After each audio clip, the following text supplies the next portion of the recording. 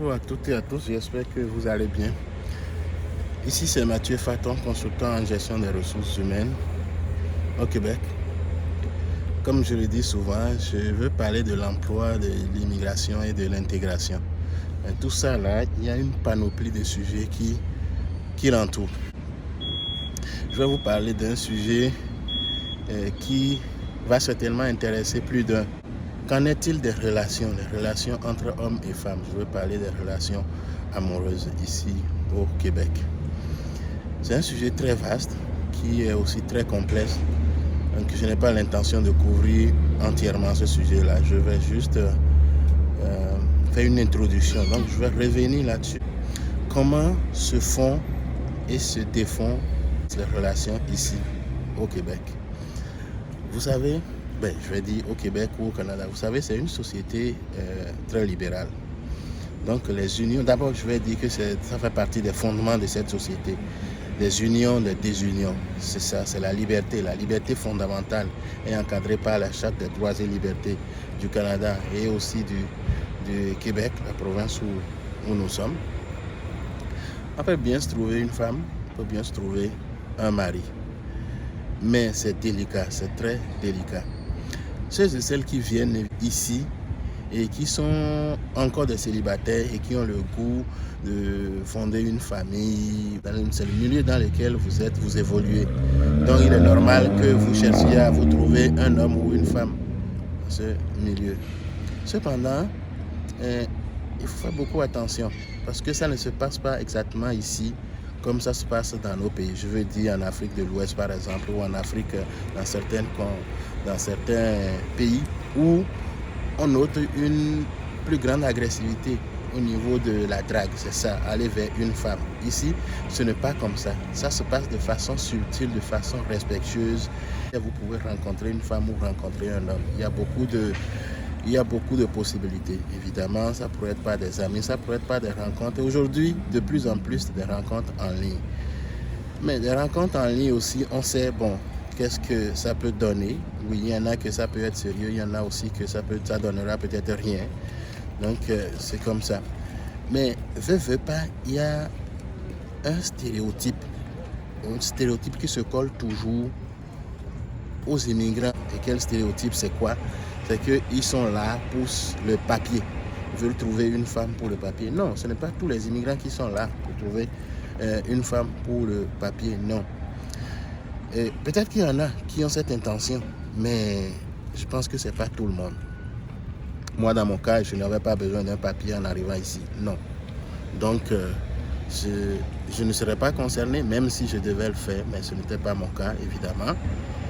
Donc, c'est ça.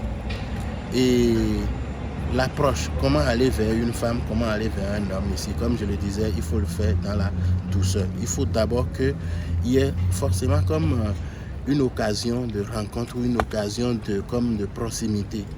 C'est ça, parce que vous ne pouvez pas vous asseoir juste à côté d'une femme dans le métro ou dans le bus et commencer à comme lui parler comme ça, non. Et ça peut arriver, mais ça va être des sujets d'ordre général. Bref, l'idée selon laquelle ils sont là pour trouver le papier peut compliquer la chose en partant. Ça fait que tout le monde est sur ses gardes, tout le monde fait attention parce qu'on ne sait pas, on ne connaît pas les intentions de la personne qui est devant vous. Vous savez, ici le législateur il est très sévère en ce qui concerne les crimes à connotation sexuelle.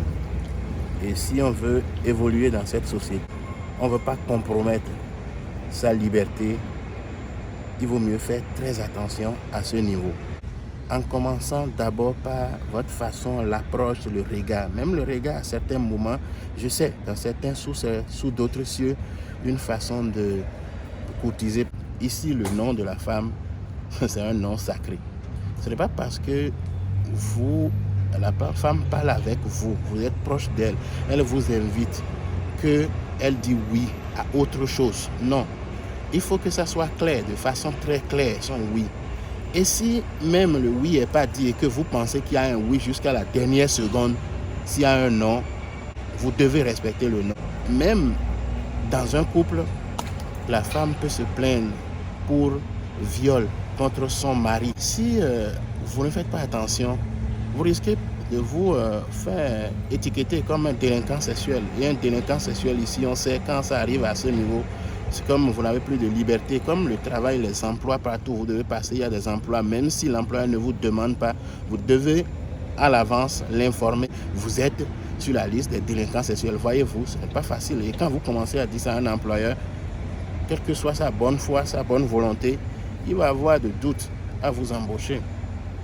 Donc, voilà un peu comment ça se passe ici. Ne comptez pas forcément sur votre beauté. Je vais dire ça, je parle beaucoup plus aux femmes.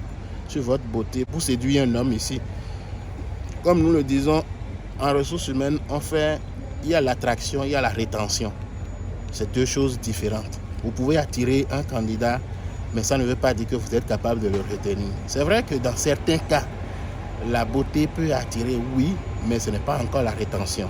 Donc, la beauté, ça va être superficiel, ça va jouer au premier niveau pour certains.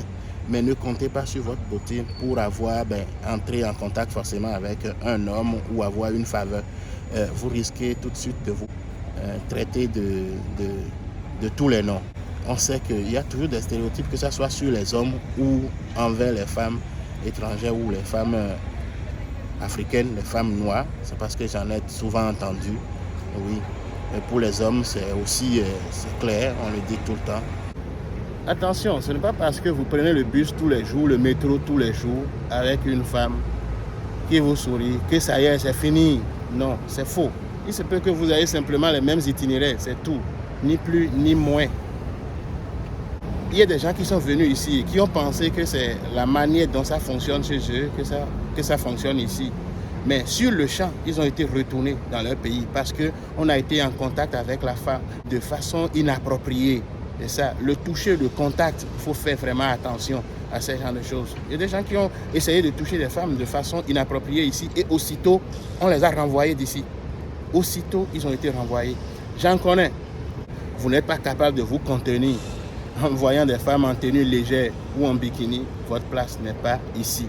L'hiver, il fait froid, les gens sont couverts et l'été, il fait beau. On a envie de se divertir, on a envie de porter, d'avoir de l'air sur le corps. Donc, regardez, mais pas trop fixé.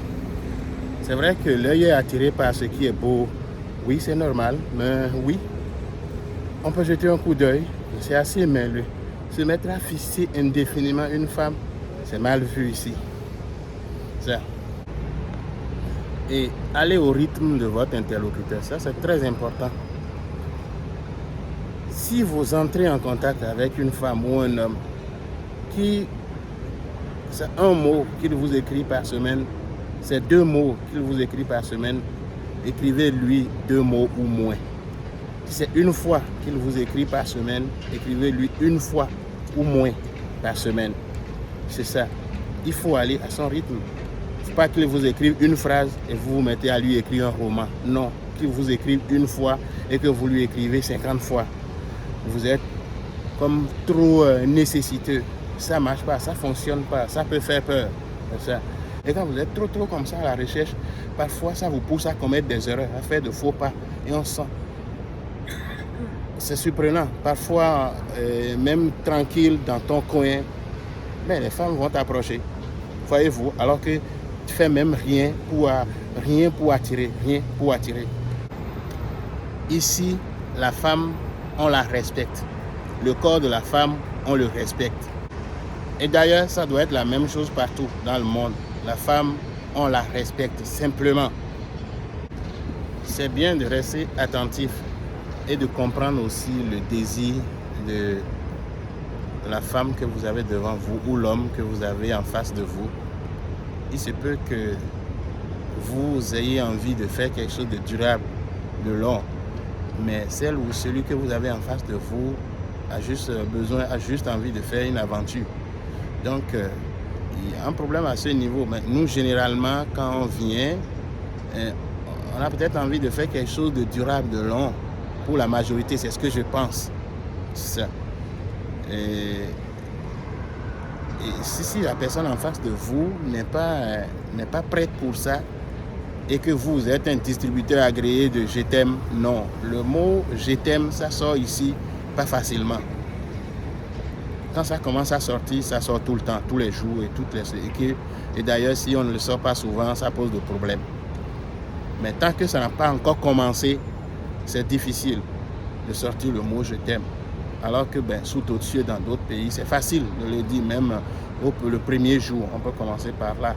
Et ce genre de choses, d'expression, ça fait peur. Et ça repousse.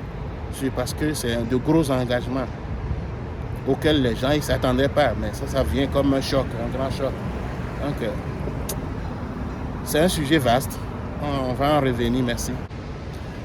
Et comme le dit l'humoriste québécois d'origine sénégalaise, Bouka Diouf, si vous voulez toucher aux fesses sans avoir de problème, ici, il vaut mieux les avoir dans vos culottes. Merci.